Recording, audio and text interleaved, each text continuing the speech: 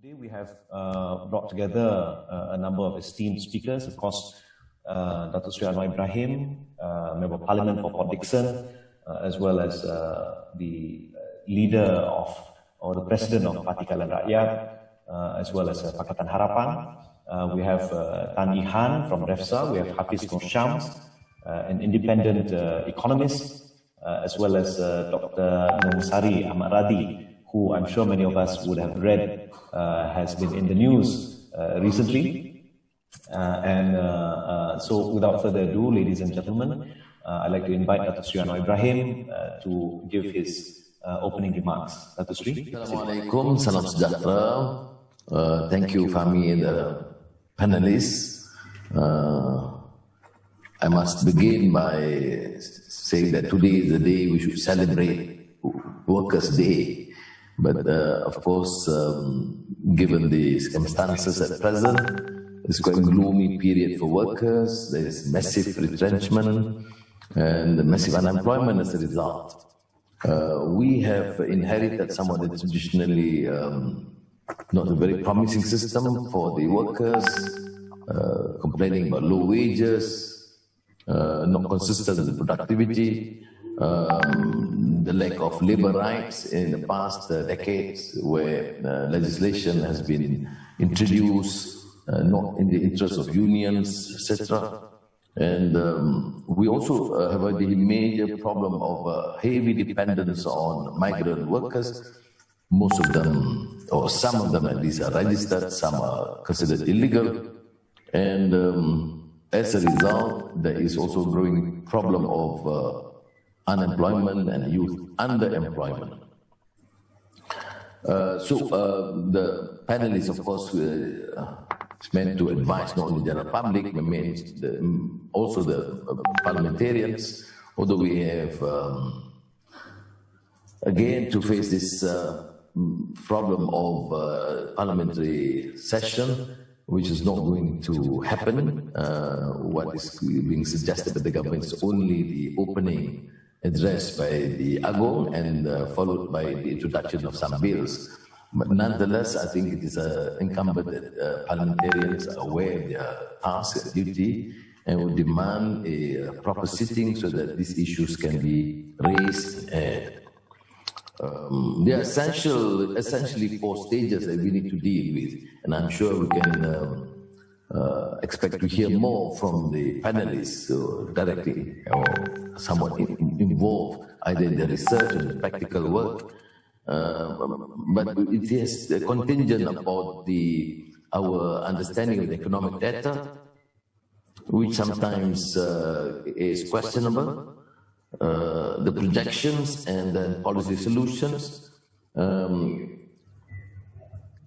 find and allocate budget for this purpose and implement policy, and at the same time gather feedback. We have, for example, this issue about U-turn and inconsistent statements by leaders, and yesterday netizens became very angry as a result of Bank Negara announcement imposing or a renege on their commitment on the interest. And what's shocking to me, even talking about interest affecting Islamic banks. And this would require another clarification from the Prime Minister, I suppose, other than the Bank Negara. Now, we have, of course, I would not proceed with reading the statistics about workers and the labor force and PMET as compared to semi-skilled and low-skilled workers, which is quite prominent, notwithstanding Malaysia is a trading nation, industrial country, but still we have about 59% low-skilled, semi-skilled, and 13.4% low-skilled workers. At the same time, then we see the major concern, disconcerting figures and statistics. monthly household gross income by occupation,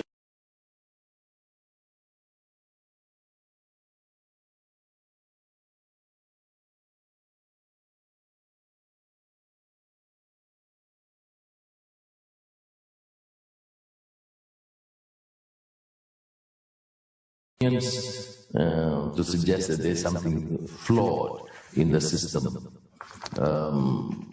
That this has been somewhat used to a large extent, instead of talking about real measures to combat this problem in terms of training, in terms of digitalization, in terms of new avenues in the services sector, in the ITs, and digitalization in particular. It has brought about a contentious debate on based on the race divide. That's why the Pakatan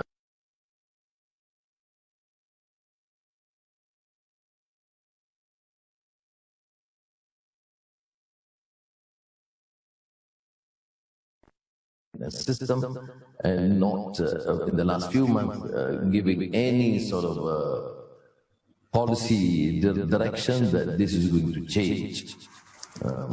So I think there are, again, major issues affecting the future of workers and the new avenues, given the new scenario. They say new normal. Everybody talks about new normal, but not practical action and understanding what it involves and what new initiatives should be taken up now to ensure that there is an improvement or clear direction where the country would go. So I think I would end at that to allow for discussions, because we have some very prominent panelists who could not only give a better understanding but also educate our parliamentarians. Thank you very much. Thank you very much, Datuk Anwar. I think those are important way of framing this discussion. Of course, if we look at the news over the last couple of days, some of the hardest hit sectors includes hotels, as well as a number of industries like publishing, as well as advertising. The news about the shuttering of operations of some major advertising agencies in Malaysia, I think is quite shocking to many, because the presence also indicates a gloomy outlook for the economy going forward. So now I'd like to invite Saudara Hafiz Nur Shams, who we used to see in Parliament, and before that, a long while ago, always reading his comments on Twitter.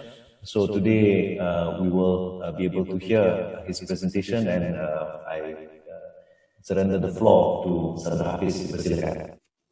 Right. Thank you for having me. Let me switch on the slide first.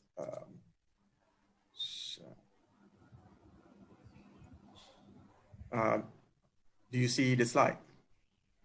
Yes. All right, great. All right, thank you. So I want to show, for the presentation, for the practical presentation, I have three segments. First is to set the general outlook for the economy and what it means. Second, to describe what's happening in the labor market. And third, possibly to provide some framework how to respond to all the issues at hand.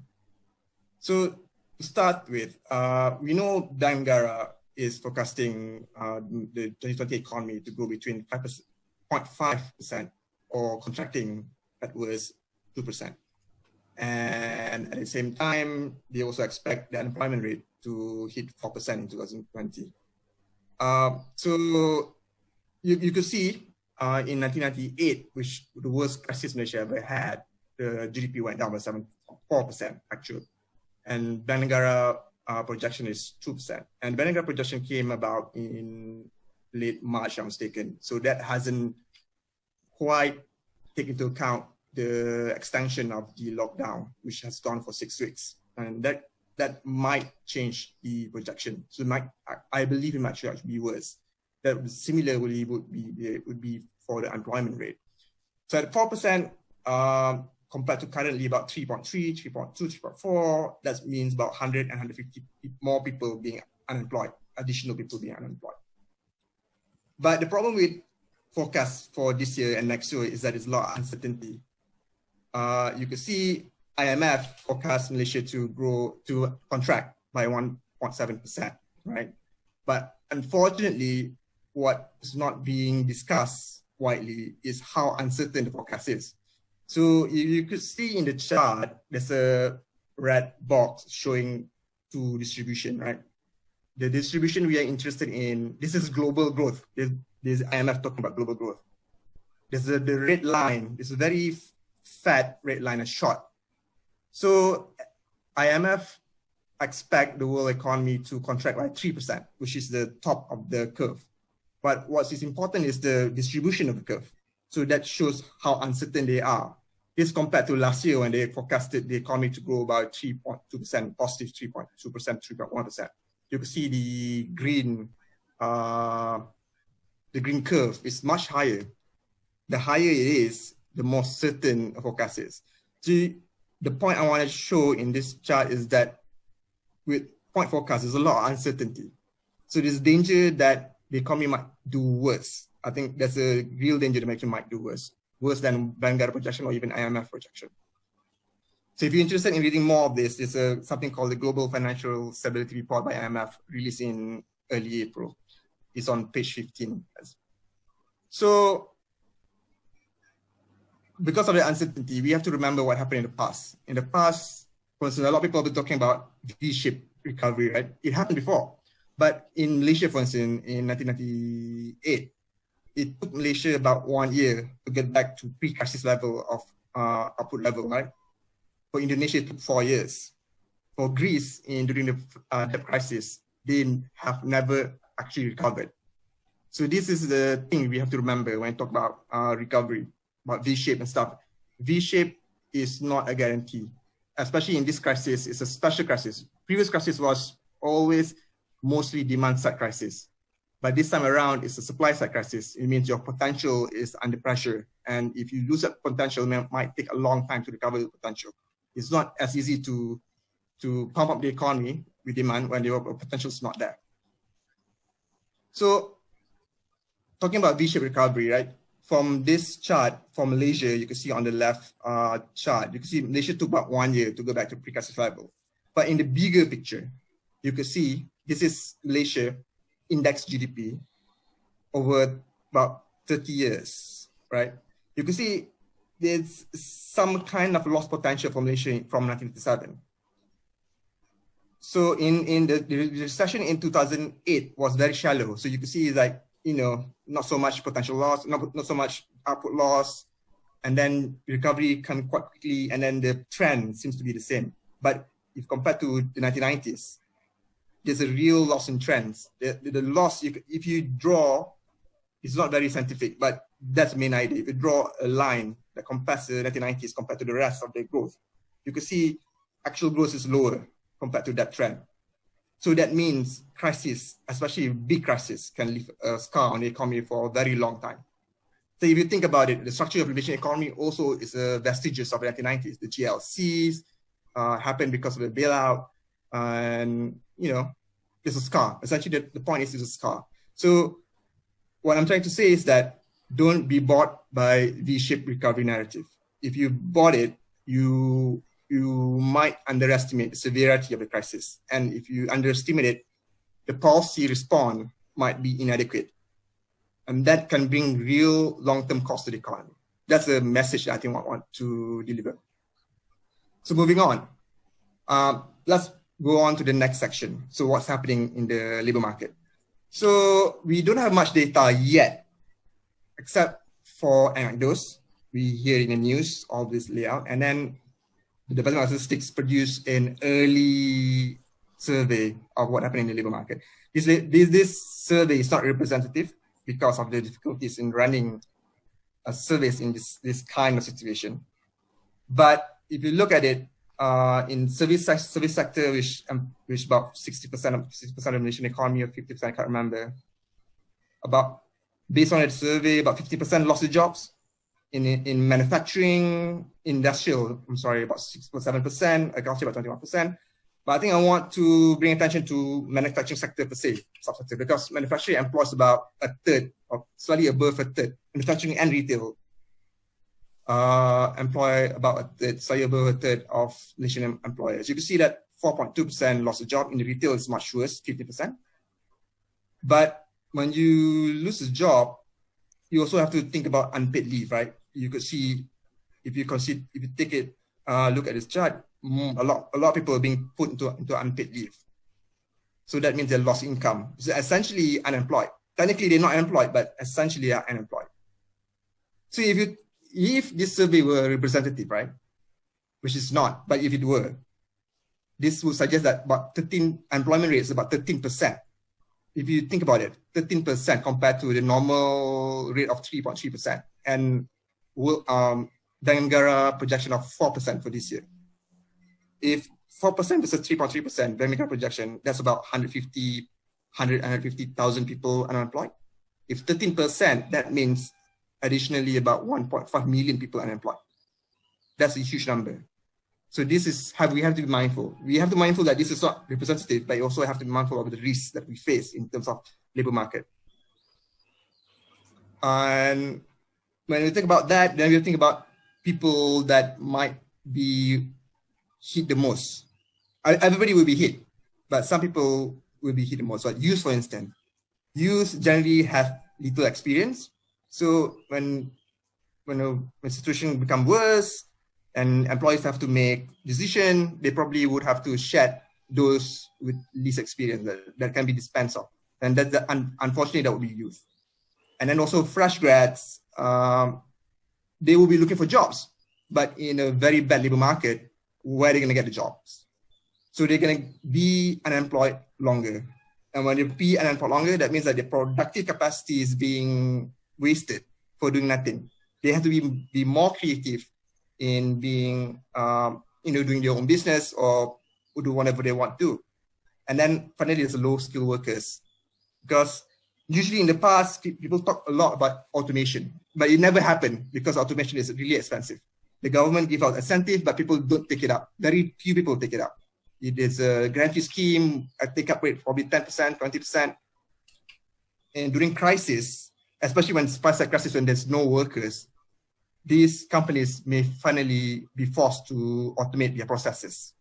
When you automate your processes, demand for labor would come down in the short term. They might go up in the future for other purposes, other sectors that may require more skills, but in the short term, there's danger of that happening. In fact, there's also anecdotes of that happening already. And then there are also other people that we think about. Migrant workers, what's going to happen to them? This is important, right? Usually we think about Malaysia, but migrant workers are also important. But if you repatriate them, what's going to happen to the neighboring economy? Because neighboring economy, the performance of the neighboring economy would affect our economy as well. Just a simple example. When Singapore had the policy of lockdown, right? Suddenly there's a lot of unemployed Malaysians in Johor having jobs. That's a real issue. So this also have to be thought about. So going back to youth and fresh grad, I want to bring you to the chart to the left. So this is under normal times. This is what it looks like, the profile of the labor market. The youth have much higher unemployment rate. Those who just got off university, fresh grads, or even the unemployment is about 9%. Those that have some experience, unemployment is closer to 4%. The rest of the people is less than 2%, right? So under crisis, this number will look much, much worse. Everything would go up, but the groups that are gonna face the brunt is really the under 30s, the youth. And then this is dangerous in many ways. It's not just the economy, it's also about social stability. If you have youth that are employed at much worse level, I will be scared to think about the implication of social stability, especially if you think about other countries that have gone through it. So looking forward, what's going to happen if there were going to be recovery? I think given the role of technology these days, there is a high risk of we experiencing a jobless recovery if there's going to be a recovery anytime soon. First of all, automation, digitalization, if you do this, like think about factories, right? Suddenly if you automate simple factories, the factories would require less people, just a simple logic. And then some industries may collapse. Fahmi talked about advertisement just now. It may take some time for them to be reabsorbed into labor market. A new advertising company wouldn't pop up next week just because. And then they also search costs for these unemployed workers. Where are they going to go? They cannot. The economy is just so bad. And then, I mean, there's some, I mentioned on the red box earlier about some good news. Like some good news is that the Malaysian economy may finally be forced to be more productive in the sense that become less labor intensive. Our economy has been labor intensive for a long time. Effort to make it less labor intensive hasn't been successful that much. This may force Malaysia to move up the labor chain. But the thing is, this all is cost. The cost is massive unemployment. Are we ready to face that social cost? I think Malaysia doesn't have that social capital to go through this issue. So I don't think we have to stand up for that, but we'll see. I think another concern is wage growth, right? When we come massive unemployment, especially in the supply side crisis, suddenly employers will have more bargaining power, and that means wages in the future, especially for youth, right, not going to be that great, just because of the balance in the bargaining power. And then because of crisis, government may, because we already loosened some labor laws, right? Government is allowing for workers and employees to renegotiate for lower wages. When the crisis happened, are we sure that loosening gonna be repaired? Because the priority might be different. Priority might be job creation. When you want to create jobs, you want to have flexibility in the labor market. But if you have that flexibility, you create jobs, but wages might take a hit. So these are things that we have to talk about: greater competition for jobs, few openings, bargaining power, labor laws, and the emergence of more casual work, which is already happening in the past, but might see more. And I think the final part, what I'm going to go through, is going through the framework of what policy would look like in various stages. So essentially, there are 3 stages. Right? First, the lockdown stages, where we should be protecting jobs, protecting our capacity, and ensuring minimum welfare. In concrete terms, productive in practical terms, meaning having a very big wage subsidies, which we haven't been doing. Our wage subsidies have been not that great. And also ensuring minimum welfare, meaning you have to do some kind of universal basic income during this lockdown period, because people cannot go out. So when people can't go out, they cannot work. So something has to replace that income, and that means universal basic income on some level. And we have to protect jobs, because to protect potential, because once the jobs are lost, it may take a long time to recover. So when it comes to recovery, when you don't have jobs, it is much harder to boost the economy later. And then that's the lockdown period when we do all this band-aid stuff. When it comes to jump-starting the economy, that's why you actually boost the economy. You cannot boost the economy during lockdown because there's no demand. There's a supply constraint. But during a lockdown period, that's where you repair your potential, and then you boost your demand. Then the post-election period, that's the more interesting part. Is there such thing as business as usual, or is this a new normal? We just don't know. A lot of people don't know. There's a lot more discussion to be had for post-election period, right? So this is what I think about when I think about a policy framework. We have to think about the scenarios, right? There's a worst-case scenario, which a lot of people are talking about, comparing it to the 1930s, which was a long and deep recession. And then the base-case scenario is 1990s recession. That's quite bad, but it was quick. And a lot of people also seem to believe in a V-shaped scenario, which was what our V-shaped recovery, which was the 2009 crisis, wasn't that bad. But for me personally, I think I will be gravitate towards worst case scenario, because this is the last time we had a supply side crisis was really in the 1940s, during the war, which was a long time ago, and then during the post-war period, during 1945, 1946, when the British administrator was trying to rebuild their potential. All the plants, the plantation, the stores had to be rebuilt, and those are the kind of supply side crisis. The supply side crisis isn't as bad as the Second World War, but we have to be mindful. The last time that happened was the Second World War. The recession in 2009, 1998, 85, 70-something, those are all demand side crises. We cannot take those crises as an example, as a leeway, as a example, right? Or the model that how we're going to respond to this kind of crisis. You have to go back to all the way to 1940s, unfortunately. That in that case, we might not need economists, we need to store it. So I've shown you the graph. So this is basically repeating what I had before. So I hope we can discuss more further after this. And with that, I think I'll take my leave for the moment. Thank you. Thank you, Hafiz. I think this is very insightful, and a lot of questions are coming in. So for all of the attendees, just a reminder that you can put in your Q&A or your questions in the Q&A section, not really in the chat section, so that we can compile. I can't promise you that we will go through all of the questions, but we will try to go through as many as we can. There's also a request for these presentations to be made public. We will discuss with the presenters whether they can be and how we can get them sent to the attendees later.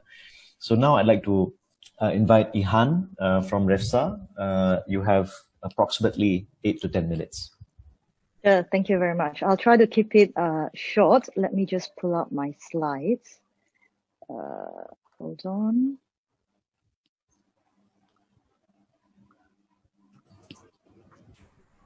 Okay, so thank you very much again, YB. Good morning, everyone.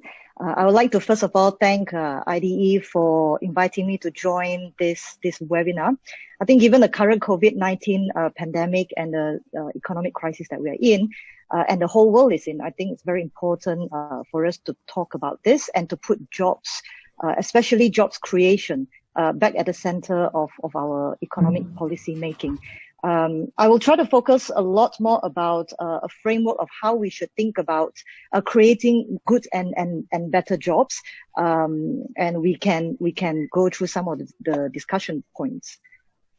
A second. So I think by now we are all aware that as we emerge from the current COVID-19 crisis, as Hafiz mentioned, life will not be the same again. So if I may, I will just share some thoughts on the current situation as we are, the market shocks, the stimulus package that we have been given, the long-term and short-term effects and impact coming out from the crisis, and last but not least, some of the policy responses to address our structural weaknesses and how we can in fact build better resiliency. Now, before I go into Malaysia, I just want to sort of bring up these slides to highlight the current situation and how unprecedented we are in terms of labor market. So as of yesterday, New York Times also announced that there are more than 30 million unemployed people in the US, and given that there's only 330 million population in the US, the report also states that that's almost soar past 20.6% if you look, and this number is in 23rd of April. So we're actually looking at very, very scary times. If you look at this first chart on the left-hand side, what is amazing about this top chart is that the unemployment insurance claims in the US is so high since the COVID-19 pandemic breakout that it is almost as vertical as the Y axis. So if you look at the timeline, we are looking at close all the way back to 1967. And here is a little bump of 2008, where we come on the global financial crisis. So I think it just gives you a sense of urgency on why we should look into this and talk about this. The lower chart here just shows from January this year, and you can see the really good, really big spike. So the magnitude of the job losses is huge. I think that's without a doubt. And clearly, as Hafiz mentioned, what I also want to point out is that these figures, unemployment figures and GDP growth, they are actually lagging indicators, which means that, in short, we know it is bad. We know we're in a bad position, but we don't know how bad it is. We don't even know how bad it is as we stand now. We can see how bad it is last week and the week before, but we don't know how bad it is now and how bad it will be in the future. So the risk here is that because transactions are not happening and nobody is producing, so this translates to people losing jobs as companies cannot pay and close down, as we are starting to see.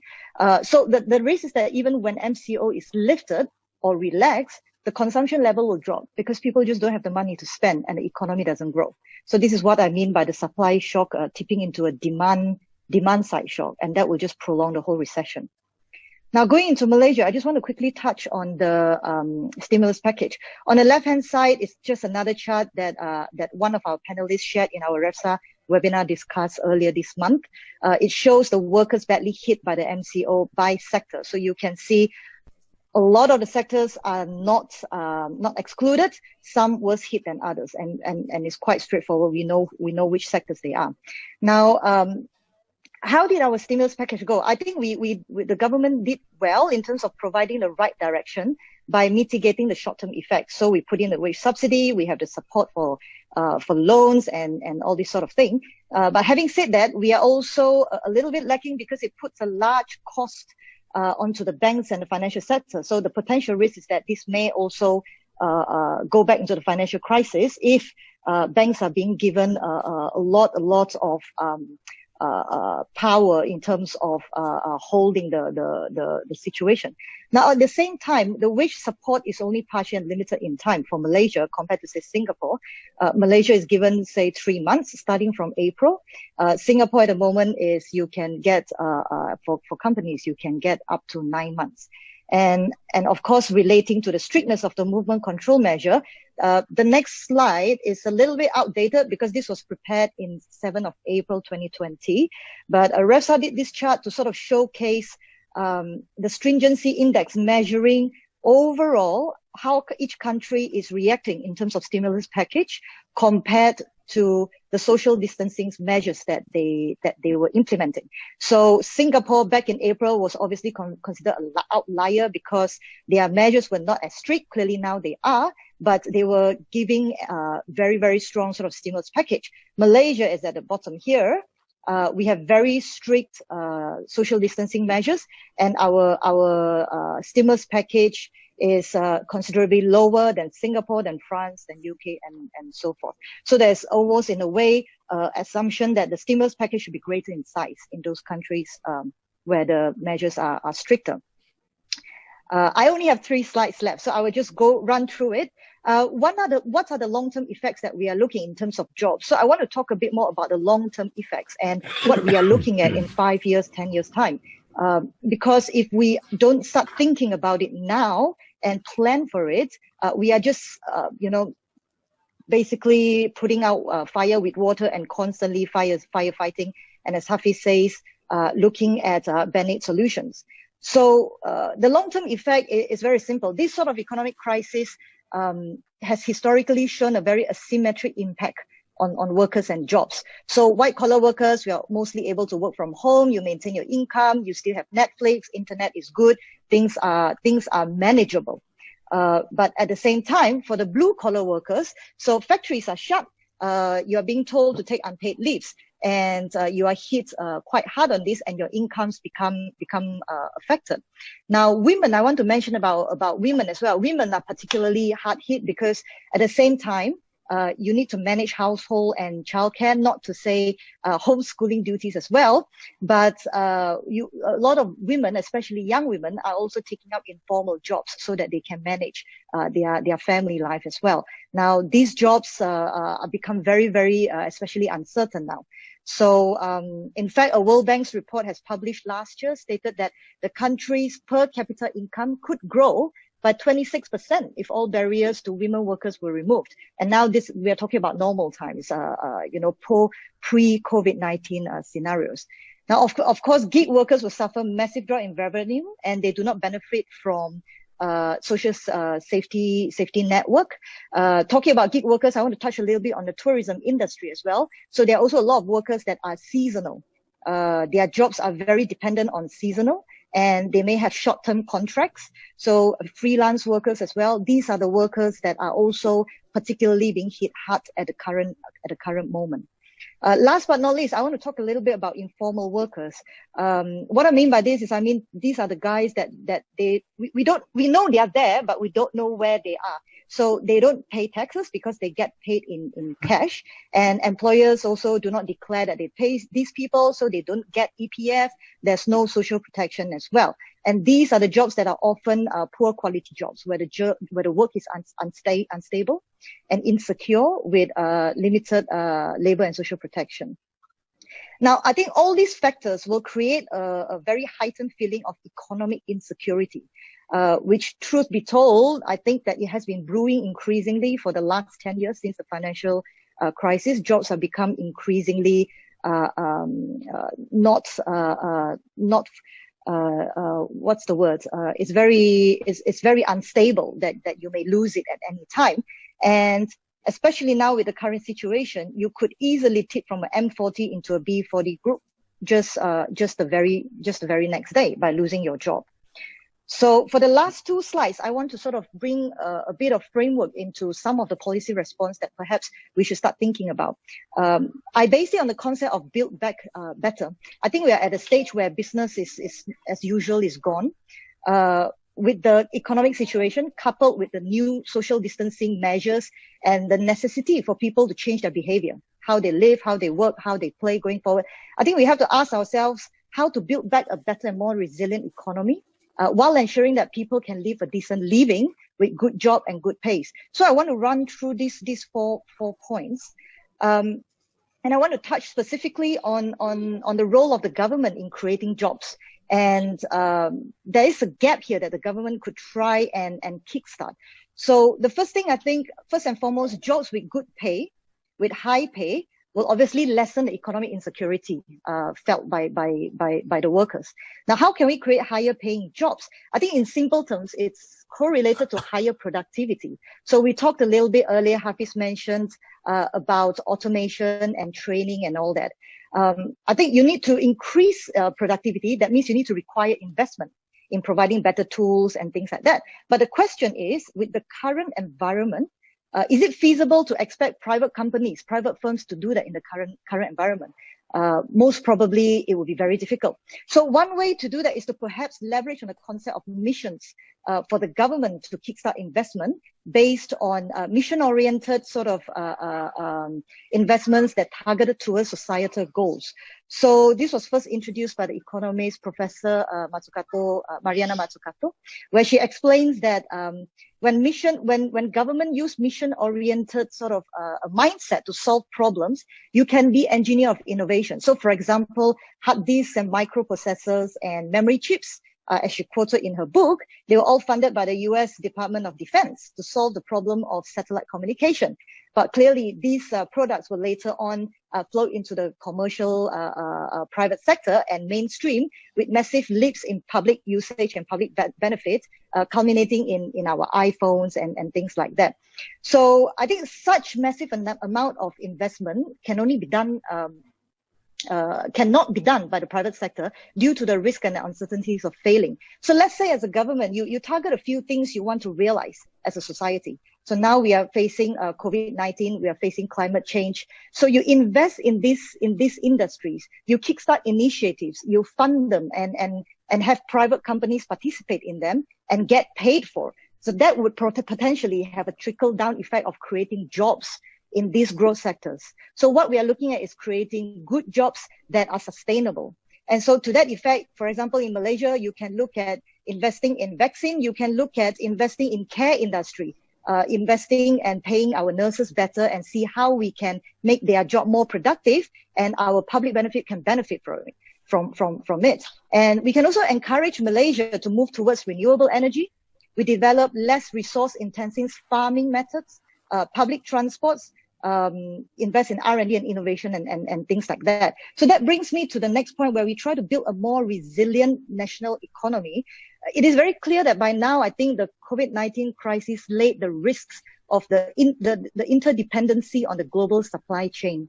So we can see that we are very susceptible to factors completely outside our control, but affects us tremendously, like when China goes into lockdown and the parts produced in China are halted, you can't export your products to them and so on and so forth. I think at least we should be aware of that and try to manage that and create better policies that protect and build sectors that we think we need from a national perspective. So we should perhaps encourage a more localized economy and we start thinking about how to enhance our local supply chain and be more self-sufficient in things like food, masks, creation, PPE, medical equipments like ventilators. How can we create internally within our own country? So Hafiz's slides talked about the collapsed industry, like tourism. So I think we should ask ourselves, what are the sectors that we want to push at this moment? And if the government can come up with a game plan and we try to elevate these sectors and promote these sectors. So they should be things that could generate higher return, higher productivity, and better good for the society. And if we can do this together with a sort of mission-based sort of mindset, we can perhaps contribute to creating a higher pay and more relevant job that keeps the economy going. And last, very not least, I want to go to the last slide that I have. We talk a little bit more about the workers themselves as the challenges that they are facing now. So clearly for our workers, the objective is to ensure more stable income. And especially I want to talk about the workers in the gig economy, because again, World Bank mentioned that the gig economy made up 26% of Malaysia's total economic growth. So we should definitely not ignore these jobs. Perhaps giving them legal statute so that they don't fall between the cracks as we are seeing it now. In our stimulus package now, they are only offered a one-off 600 ringgit for taxi and Grab drivers. Should they be included in the employer retention program run by SOCSO? We should give them clarity where they are in our economy. I think that's key because then they can benefit from the social security and also at the same time pay the taxes and broaden our taxes as well. And of course, you know, this is an extra channel to help them in difficult times such as now when we are giving out wage subsidies. The other thing, the other point I want to mention is about the large informal sector. So this is a hidden pool because again, like I say, we know they are there. They are doing a lot of work, but we don't know who they are and where they stand. So when a crisis like this hits and jobs are lost, they don't only lose income, they cannot get government support as well. So essentially they're invisible in the job market. So perhaps we can consider a one-off regularization where we say we register them and we assist them in times like this, but they pay tax and then it broadens our tax base as well. And in that sense, they contribute to the economy and they are also recognized.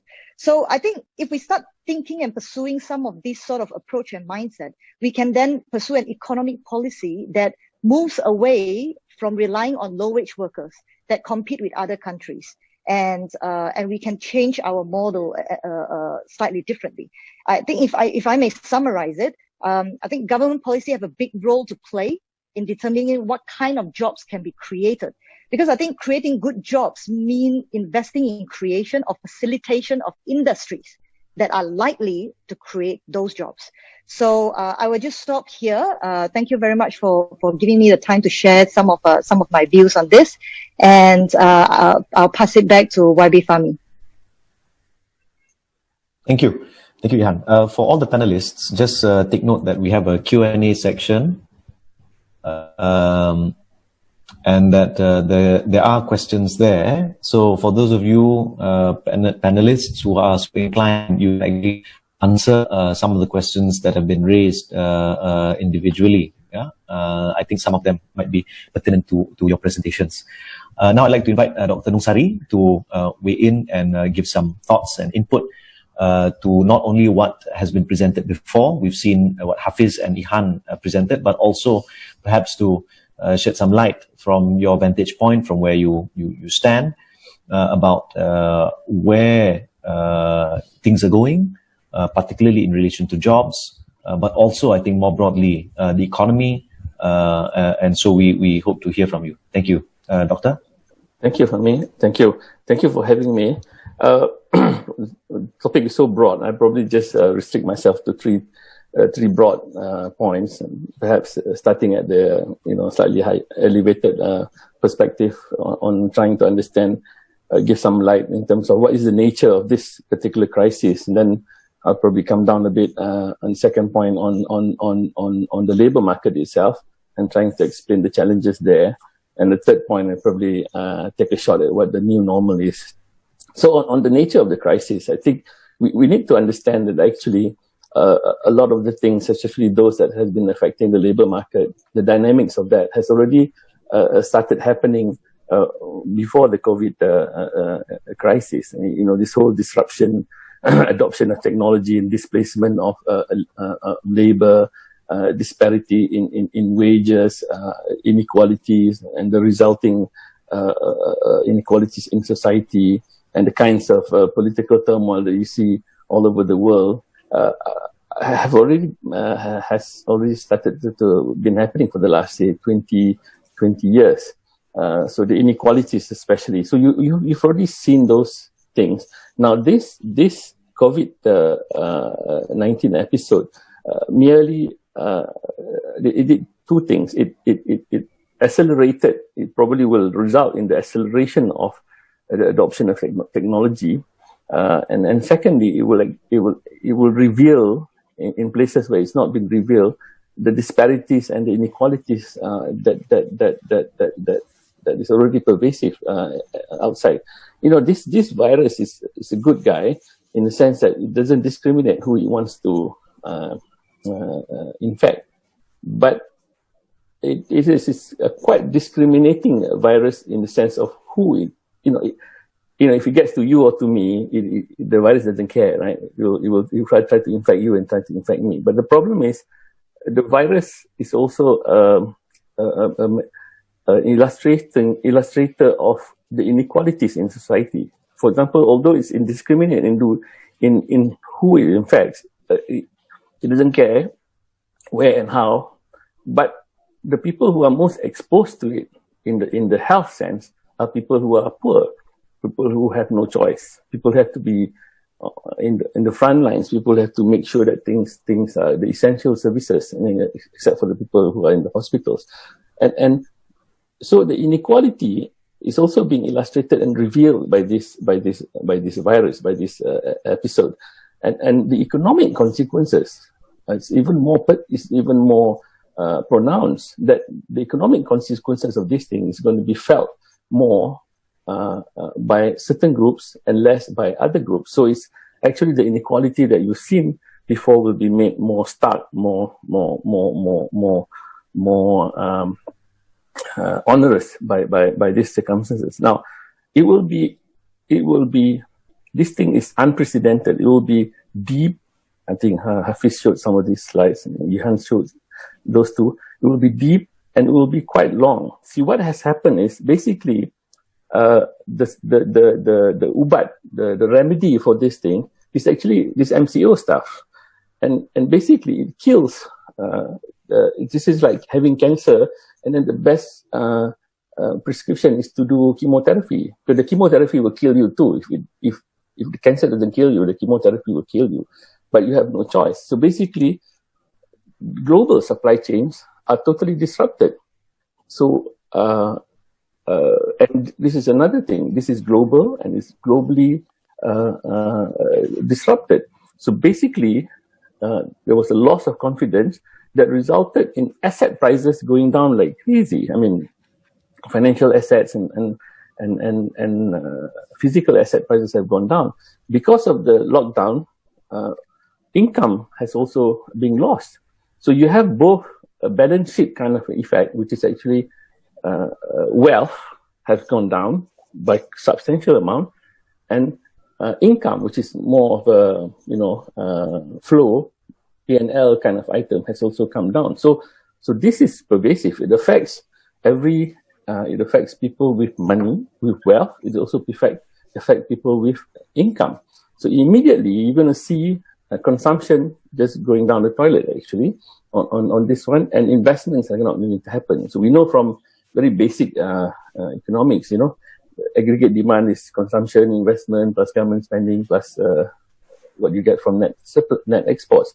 So you're not going to get much from net exports. You're not going to get a lot from consumption. You're not going to get any investment until there's some clarity on this thing. And so you basically left with what government can do. So that's why government, under this period, cannot look at this in the fiscal sense. So I don't even like the word stimulus. Once you use the word stimulus, it has this connotation that you're going to stimulate the economy the way you want to stimulate, you lost 0.5%, you want to make up for the 0.5% in the Keynesian sense. This is not a stimulus. What government needs to do is actually, first and foremost, is actually to provide the safety net to make sure that people are alive. People just can get on with it, and then to wait for the next one. So actually, that's why I would think, I think in the short term, if the MCO was just 2 weeks, the things that had already been put in place by the 3 packages were sufficient to provide the cash flow relief to households and to firms, to small businesses especially. But as the MCO went on to the second phase, second 2 weeks and third 2 weeks, then these sort of things are beginning to look quite inadequate. So that's the nature of the problem. I'm trying to go quickly here. And then the next is to relate that to jobs. Now, jobs, Ian mentioned about, high wages jobs and so on. And we've been talking about this high productivity, higher share of income, higher share of wages for total income, better equality in terms of the polar ends of the labor market. For the longest time, we've been talking about this since, say, after 1997, 1998, but we have failed. So now, to address that problem, and then since then, since say 1995, the number of foreign workers, for example, migrants and so on, have gone from almost 0 to about 6 million today. So, and now there are no easy choices. This is what I'm going to say. There are no easy choices here. Everything that we will do, that we have to do with regard to jobs, because we're going to lose quite a bit of jobs as a result of this. But just moving forward, we won't have easy choices, because what has happened, I think this is just my thing on this thing. I repeated this elsewhere before. Unless we change what the economy does, because what the economy does change what kind of labor demand the economy wants, then the supply of labor can fit into the demand at levels of wages that make sense. If we keep on doing the same things, which is basically, plantation, oil and gas, and a lot of resource base, and some tourism, some of the services related to tourism, then that sort of economic activity doesn't create the demand that is going to pay labor enough. Now, so my third point, if you want to look at what labor reform that needs to be done, anticipating what changes ought to be, now you have to try to have a sense what the new normal would be. The new normal would be, oil and gas, which is actually a staple for Malaysia since 1970s, is at $20 per barrel is kaput, and and commodities. Because oil prices have come down, all this story about alternative energy, biogas, biofuels derived from palm oil, that story is also gone. So we are faced with what do we need to do? What can we do? How do we fit into this new normal? So I don't have a really good crystal ball, but I want to end with this new normal thing and spend some time here. Now, the new normal, and I agree with Ihan here, is actually the new normal will be about managing risk, and managing risk will have to do with managing the supply chains. And I think the last 20, 30 years, you have seen supply chains being broken up into smaller and smaller and smaller and smaller pieces. And different parts of these supply chains have been located in different parts of the world. Quite a bit of them are in China, but they're all spread out. You know, people get to be very specialized. They do things in one locality, you know, Bangladesh, and then they do another thing in China, Malaysia, whatever, and then they put it together. Now, the disruption in the supply chain as a result of the COVID actually will force, I think, the new normal to have a little bit of a reverse globalization, which is not a total reverse, but a consolidation in supply chain. So we should look at two things that I think for jobs purposes. One is in manufacturing, and the other one is in agri-food, and agri-food that we may have a chance. And related to those would be the logistics, the financial, the processing that goes with supporting both manufacturing and the agri-food. Now, there will be a slight reversal of multinationals locating too many things in China. So there will be, and plus China is no longer a cheap place. China is more expensive than Malaysia in terms of wages.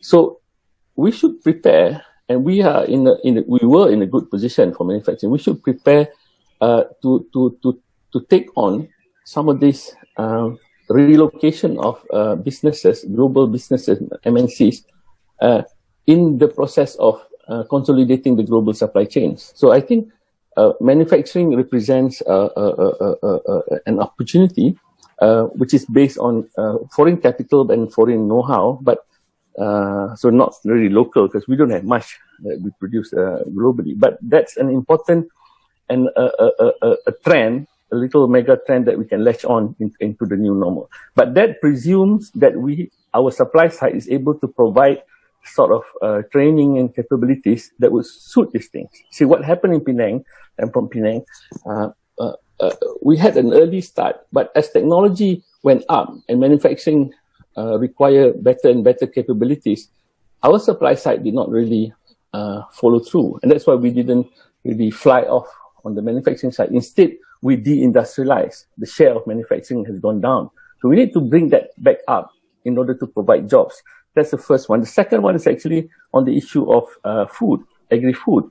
See, see, people think that we are an agricultural economy. We are not. We are a plantation economy. Our agriculture sector is quite small and underdeveloped. And we import quite a bit of food. Not just food, but related to, we import a lot of jagung and gandum because we have our poultry industry who has to import a lot of other stuff to feed as inputs into the industry. Now, the agri-food, because of food safety, it used to be just food security, but now it's also food safety, right? Because you want to be able to consume safe food. So now, I would still like to advocate that because we have all the prerequisites in terms of weather, water, soil, and everything, that we should go back to this agri-food sector, but in a modern, in a capital-intensive sort of way, from fruits, all kinds of horticulture to aquaculture to temperate stuff, Cameron Highland stuff, right down to sea level. So this is something that we have the endowments to do. We are located in the equatorial where we can mitigate demand and production in the northern and southern hemisphere. And this also latches on into our infrastructure, our logistics, and our financial services that we can then leverage on in order to build some of these things. So that's a new normal. Those are opportunities for employment and businesses under the new normal. So I'll end with this, YB, because you are a member of parliament and Datuk Seri is a member of parliament. See, parliament should play us here. In my very short and very unsuccessful parliamentary career, Parliament should convene and discuss about laws that relates to this crisis and post-crisis, because it affects confidence of investors, right? Like any contracts, are firms and contracting parties exposed to liabilities? Are we going to have different laws to address that? If firms are not clear, they're not going to invest. Insurance ada apa? Something called force majeure, kan? Act of God, you know. MCO ni macam act of God juga lah. It affects a lot of things. So are parties liable to this sort of thing? So are workers, do companies that get this apa yang so punya employment, what do you call those things? So employment employee retention benefits. Yeah. Should we attach that they should not fire the workers while they're having that benefit? I mean, there are all kinds of legislative stuff. We were talking earlier that Parliament should look very quickly now. That's on the legislative, on the laws side, but also on the number two. It's actually, I'll end on that. It's actually the budget side. No, clearly, look, we have a 1.6 trillion economy. 1.6 trillion. 1.6 trillion, if you assume is equally divided economic activity across January sampai December, then it's about 133 billion a month. 133 billion a month. Let us say that the MCO shut down half the economy. Itu is an under calculating lah. So 2 months MCO is equivalent to 133 billion worth of production. Gone. Revenue gone, expenditure gone, production value gone. You know what that is? That is 8.3% of the economy. Now, even if MCO ends today and starts tomorrow, there's no guarantee that people are going to spend. So actually, the effects are going to be lingering on and on. So the economy will shrink. I mean, I'm not a betting person, not minus half lah. I mean, Hafiz is trying to be minus half to negara berapa? Half to minus 2. You already lost 8.3%. So you have to do more. So hence, I think this discussion should take place in Parliament to discuss about, because the budget was passed last year for this year without taking into account all these things. So they need to actually convene Parliament quickly and talk about this thing and request for more budget and perhaps even for removing some of the fiscal ceiling that has been put in place in terms of level of debt and so on. So I'll stop there, YB, just to put some pressure on the young MP like you. Thank you, Dr. Nosari. Actually, that goes right into our final segment before we close off. And of course, today being Labor Day, Hari Pekerja, a lot of people, the fate or future of work for themselves, it's all in question. The other day, I was out in my kawasan, red zone, visiting some houses, and there was a person, the thing about the economy is that it's all numbers and figures until you see a face, right? It's all numbers and figures until you meet the person. So, 2 anecdotes. I was going door to door, and this guy, maybe in his mid-30s, says, I haven't been paid in March. I work in a big chain hotel. I don't know whether I will be paid. And he is looking after his aging mother. And of course, yesterday there was this little write-up by Kalimullah in Malay Mail online. He was in Bangsa buying some fruit, and then he met a foreign worker who's out of a job, and he's appealing. He's not a beggar, but he was here for work, but now he has nothing. So again, it's all facts and figures until we see these faces, right? So the question that I like to put broadly, we have about 58 questions. Unfortunately, we won't be able to go through all. So panelists can take a look at the Q&A, and maybe, those who, deal with you specifically, maybe you can answer. But generally, are we seeing the government, in terms of what has been announced, is that enough? What more should they be doing? And anyone can start. maybe we will just like this Hafiz or yeah. I think I've been from the beginning a little bit unhappy about the wage subsidy because I don't think 600 ringgit in the first place was enough. They raised it up to 100 to 1,200 for certain SMEs, but 1,200 for 2 SMEs. I think they average about 800, even take, doesn't even cover minimum wage, right? And I think because of that, you probably wouldn't be saving a lot of jobs. I mean, so I've seen statistics saying that about 2 million workers have been covered under the wage subsidy, if I'm not mistaken. But the thing is, again, you look, I think one way to measure this is really to compare us in a month's time or 2 months' time. It will be too late, but it's an interesting exercise anyway. Compared to Singapore. Singapore is subsidizing 75% up to their median wage. And ours is not even up to the minimum wage. So what we should expect to see is that Singaporean unemployment rate probably gonna go up less than Malaysia if all things are controlled. So I think it might be a little bit too late to save a lot of jobs, but it's been a month or 6 weeks, and the response hasn't been that great in terms of jobs saving. But that doesn't mean we shouldn't do it now anyway. There's still a lot of jobs that we can save. Although we lost a lot of jobs, there's still jobs that can be saved. So going forward, I think the wage subsidy has to be increased significantly to cover at least up to minimum wage, and ideally probably up to median wage or even twice the median wage. There's a question of government finance, but I think if the government could convince, I think a lot of limits that placed on government finance can be removed. I think it's important to understand the legal limits that government faces right now. One is the current balance. The government cannot have negative current balance for the whole year. And secondly, there's a debt limit of 55%. That can be increased easily. That doesn't need Parliament per se, because that's just a second appendix at the back of the Act that the minister can change himself. If one can convene, this limit can be removed and we can embark on a more ambitious program to save jobs, to provide minimum level of welfare. I think Parliament need to proceed to allow us to give a bigger policy in place. So,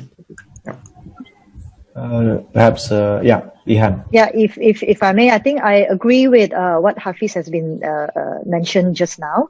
In terms of the wage subsidy, it's definitely not enough. More needs to be done, especially towards employee retention. So, excuse me. So in any sort of, what I would caveat is that in any government help to companies with the idea of preserving jobs should operate under the condition that the jobs must be kept or the money will not be dispersed, because you have to make sure that the idea now is to keep and retain as many employees as possible. And looking at our neighbors, Singapore, and comparing sort of situation where we have sort of similar economic conditions, we are not doing, we can do more.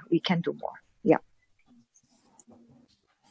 Can I add, Abi? I think Ihan, gave us statistics that shows the extent of the informal sector in Malaysia, the size of the informal sector. The informal sector has to do with those being underemployed, what Hafiz showed earlier in terms of youth underemployment. Now, these are we can talk about big business and whatever, all these things, but the most vulnerable people are these people who are in the informal sector. And they are not even within reach of some of these things. I mean, Fahmi, I've been to some of your PPRs, some of your kawasan punya PPR. If you look at the PPR, the big PPRs, Pantai, Dalam, kat Abdullah Hukum yang tu, 4 or 5 blocks. It's a whole economy by itself. There's a lot of interdependency in terms of this guy makes a living, he sells something, then this guy buys something. Now that whole ecosystem is actually gone, right? Because a lot of the repatriation of income from outside the PPR punya economy did not come in because they cannot work, right? And then that in turn affects the very people who makes a living from so-called repatriation of income into the PPR economy. So these are the most vulnerable people that I think we should do more for these people. So I think I again want to end on this and by saying that actually, in as far as the government needs to do, there are things that you have to do because you have to do, and then there are things that you have to do because you're doing some national planning and so on. Now, the first part is just to keep people,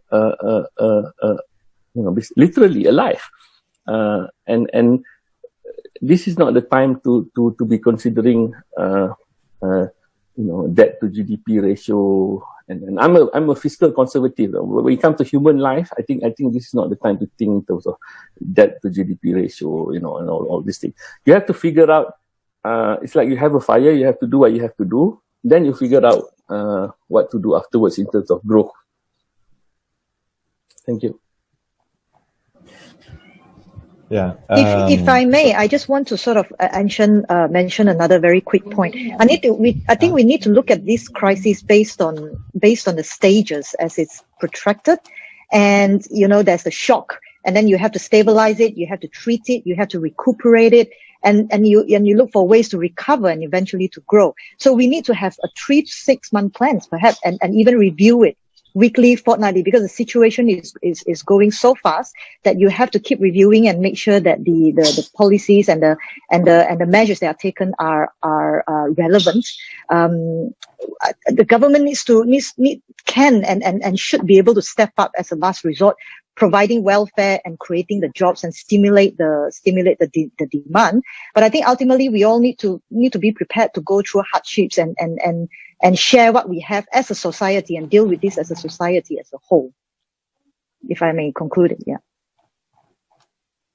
Yeah, thank you, everyone. Unfortunately, we're running out of time, and I think Ihan, you mentioned Parliament, and I think all the panelists and speakers, as well as even members who are watching this webinar, are asking, what about Parliament?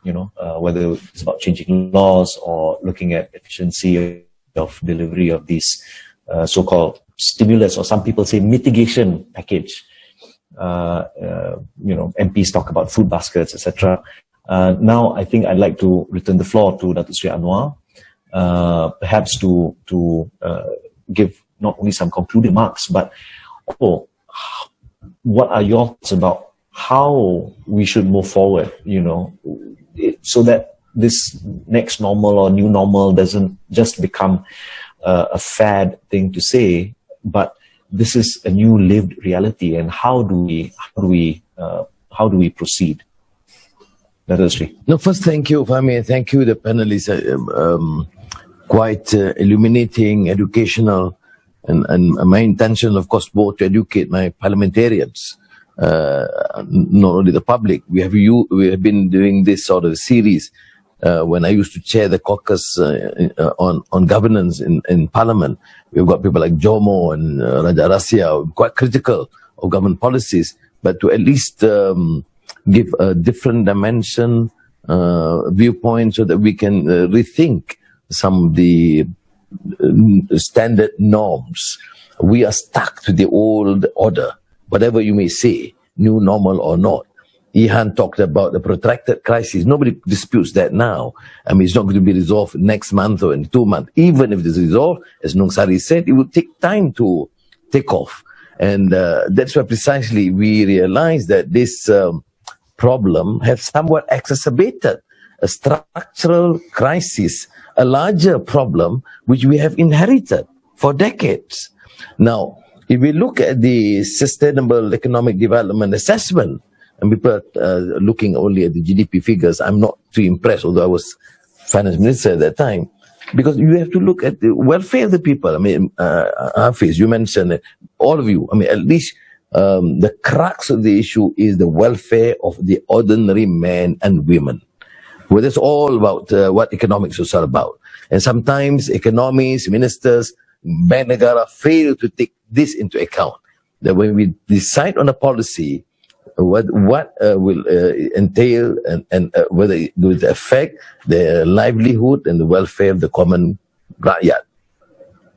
So I think, viewing the structural issue, we should then seize the opportunity to rebrand, to change what Schumpeter talks about, gale of creative destruction. This is the time, because there's the new normal does not mean you make some minor adjustments, but keep the old order in place. So what do we do? And so we need to then reflect. Parliament is, of course, a major institution in this regard. Anung Sari, you said new laws. No, you have to introduce. And even these so-called packages, economic packages, these need to be debated and approved. We need the Parliament to agree that the old norm about the limits, deficit and debt ratio need to be revised. And there should be a national consensus on this. And this is precisely the reason why we have been saying that a debate, vibrant discussion must take place. And prior to that, parliamentarians must take heed to the views expressed, the experts like you, those who are on the ground, the civil society, so that you actually reflect and represent these new ideas, not stuck to the old norms about who gets the contract, who gets the advantage, and who gets the opportunity to distribute to their cronies. But this persists, unfortunately. I mean, if you talk about crisis, that people are struggling and to live, to get enough food, then why do you need 72 or 70 ministers plus 3 other ministerial status? Why do you need to have politicians and MPs as a rule to hold positions in JLCs? When you know that a new norm requires us to set a new agenda to take into consideration the importance and the new direction. You highlighted on this issue of agriculture. It's true. We're talking about a new agriculture policy for decades. But other than the plantation sector, it is this agriculture is a major focus. But in agriculture, you ask them to produce, they're not attracted because you have seen them.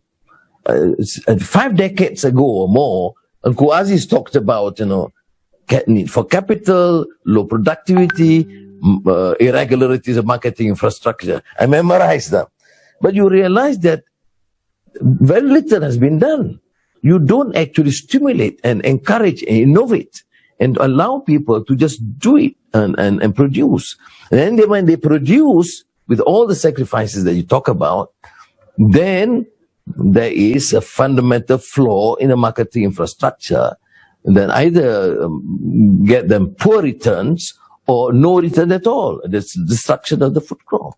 So I think this new normal would demand some very stringent, tough measures. I would support. I've told Prime Minister Muhyiddin, if it requires, if something that is necessary, absolutely necessary in the interest of the nation and economy, we will support, regardless whether it is considered to be a rather unpopular policy or decision. But unfortunately, there is no awareness, the thinking. The finance ministry just talking about, saving banks.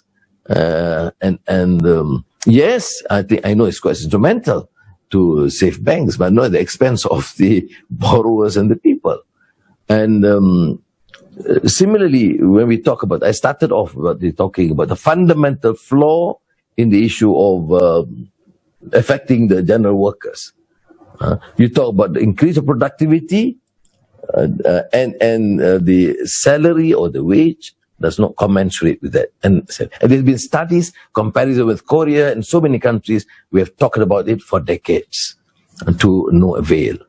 Now, this has got to be done. Of course, at present time, you can't talk about increasing salaries. Yes, but the policy prescription must take into account of the initial flaw that we deal with it now, so that when we take off there is going to be a new sort of standard to protect the interests of the workers, to stimulate them to work harder, and to make sure that there is better productivity. And then, of course, the issue of digitalization we talked about, which need to be pushed hard, and to create opportunities. But prior to all this, I agree with the panelists, more humane. Not always do you hear economists with such a humane outlook. Nung Sari, that's why you got into trouble. You're too humane, your views. But after all, what is politics or economic? It's about humanity. So, to my mind, the support for the people, for the workers, for the general men and women in our country has to be increased. I mean, I'm here in Segambut. I did go down, now with the MCOs, very strict. I'm more guarded, they can choose to arrest me. But when I saw, it's clearly a large disconnect from what our leaders talking about Makcik Kia and the real men and women on the ground, struggling to have enough to eat and to protect the interests of the children. You talk of online learning. There's a large disconnect between the families who's in a better position or opportunities with the general masses who have great difficulty in even following this. So I think, Ihan not fasting. So, okay. So my point is that we must take this opportunity. As you said, it's a protracted crisis which have exacerbated the whole understanding of what the flaws, fundamental flaws are. And we will have to take measures immediately, of course, to support, to even increase the assistance program to make sure that people have enough to eat. And at the same time, to formulate policies that take into account the demands, transient and the future. But there must be a coherent, consistent policy. It cannot be U-turn every other day and flip-flop. I would anticipate that after this flip-flop over Bank Negara, the Prime Minister would come, I will resolve this, back to square one. But this only reflects the incompetence of the system, and we can't afford that given the present scenario.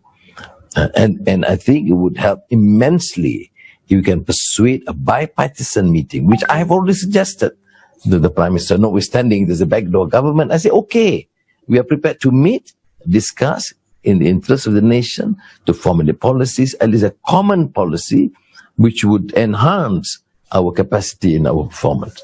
So again, thank you very much. I think we should continue these webinars, really. And I will probably in the next session would somewhat through moral suasion, all our MPs, particularly Keadilan or PH, to follow this. Because, what you have done is, of course, to provoke and provide some better understanding of the issues of the economic issues and the dictates that we require to enhance. And I'm not necessarily to say enhance, but really to make sure that we chart a more realistic policy and not to be misled by all these figures. I remember when 250 billion, it gives so much relief and satisfaction to Makcik Kia and the rest. My God. And finally, when you look at the nitty-gritty, it is not there. And now with the Bank Negara decision, it's going to be drastically less than what they announced. And asking per peso to pay for the workers' medical bills, which is to me outrageous. It goes to contrary to what we have planned and to protect the interests of the workers for the future. The same with the EPF funds, for example. I know I'm in that line, no, I remain conservative, because most of them would have only a month savings to survive, or maximum for the private sector 2 months. And you take the funds now, they wouldn't survive when they reach the age of 60. So all these issues must be debated, must be discussed, well deliberated, and then clear, coherent policy presented to the people. So terima kasih banyak Brother Surah Fahmi. You've been very patient, and the panelists have been very, very forthcoming and helpful. Thank you. Thank you. So thank you everyone for staying tuned. Inshallah, we will be hosting several other webinars like this, inshallah, in the near future. And to all members of Parliament, regardless of which party you belong to, I think it's, as Datuk Seri Anwar mentioned, there's a need for us to sit together, to understand the situation together, to set aside whatever petty political differences we have, and to focus on the nation, on the rakyat, on the future. So with that, ladies and gentlemen, thank you so much for being here. Selamat Hari Pekerja, and inshallah we will again sometime soon. Wabillahi taufiq wal hidayah. Assalamualaikum warahmatullahi wabarakatuh. Thank you.